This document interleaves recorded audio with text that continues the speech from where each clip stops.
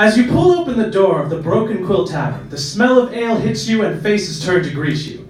You know them all, despite having only been in the capital for a fortnight, about as long as your caravan stops anywhere. Something catches your eye tonight, however, at the back of the tavern. Against the far wall in the corner of the room is a single face you don't recognize, a wizened old man with a shock of white hair and a wrinkled brow.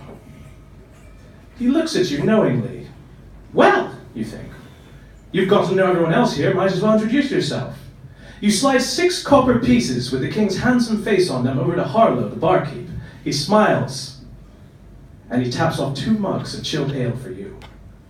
You stroll over to the old man and place a mug in front of him as you pull up your chair. But before you can ask him what his tale is, he cuts you off. You want to know my story, he says, almost uncannily preempting your words.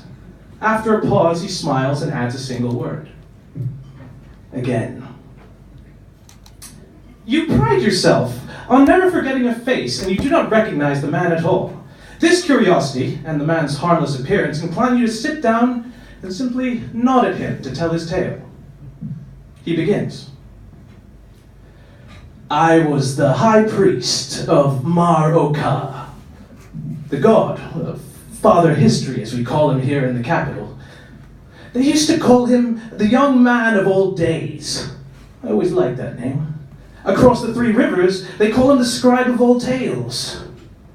His tone is mournful, like a man who has outlived himself, but he seems to take a pittance of joy in telling you his tale. But by whatever name you please, I was the first among his congregation, the Grand Witness. That was my title.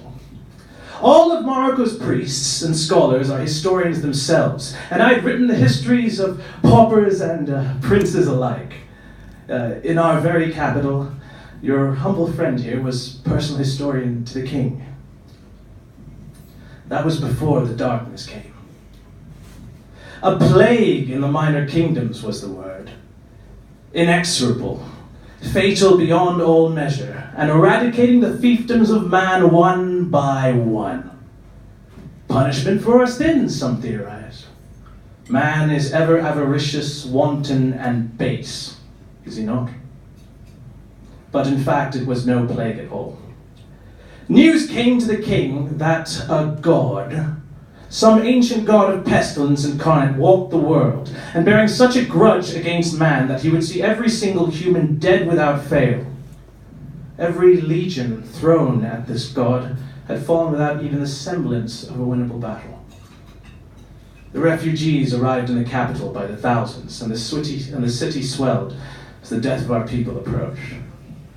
And I prayed. And then, deep in prayer, Father History came before me. My own God, physically embodied, to whom I dedicated my entire life. I was tasked with a holy mission.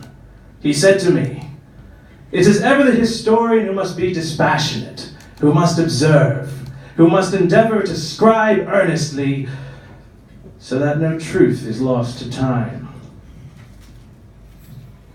He tasked me with writing the history of man, the history of a condemned race. Even as all around me, everyone I ever knew would die, Mar Oka would protect me until the moment my history was complete.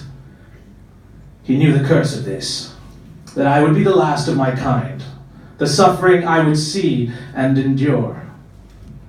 But I was his greatest servant. At his touch, my skin began to glow. I was protected. I would witness. I would write the epitaph of my people. He sent me outside the city walls, and a half league down the King's Road I came upon the god that had destroyed all the minor fiefdoms of man, fiefdoms now forgotten. Already he had brought death to countless innocents, and now he'd come here to finish the grim deed. He walked on a carpet of skittering rats that gnawed the flesh of his victims to shreds and their bones to dust. He walked enwreathed in a cloud of flies and locusts, forming a perimeter of death 100 paces around his being, and always, above his shadowy visage, a halo of blood. Even as I approached, I saw a unit of brave heavies in full armor spring from a ditch and charge with their pikes aloft, only for their entire corporeal forms to rot at his mere glance. I approached, and indeed, I was unharmed. I looked upon my glowing skin, and it seemed that through the pestilent cloud, the dark god saw me as well. He understood my purpose, I think, as he paused barely a moment before he continued his grim walk towards the capital, the city where I'd served my entire life. A life dedicated to the service of the God of history was about to culminate in the ultimate service to him, even as I witnessed the death of the living history that was my entire race. And this, on the very day I had borne witness to the object of my worship, my life's dedication. I was assailed with grief and doubt. Grief and doubt. And something else. Anger. Hatred. Whatever the sentence that had been passed on our admittedly wretched species, nothing was so beyond redemption as to deserve this. I wanted to tear my eyes from my face to not witness. I wanted to die in the place of every mother and child in the city, as if such a bargain could ever be made. I looked down at my feet and saw the remnants of dead soldiers. So much death. Too much. There was a dagger. Me, unassailable, magically protected, and a simple dagger. I grabbed it. I ran after the evil that had come for our people. As I came upon the dark god, he turned and saw, but he could do nothing. And I could feel my betrayal of my own god, of my life's work.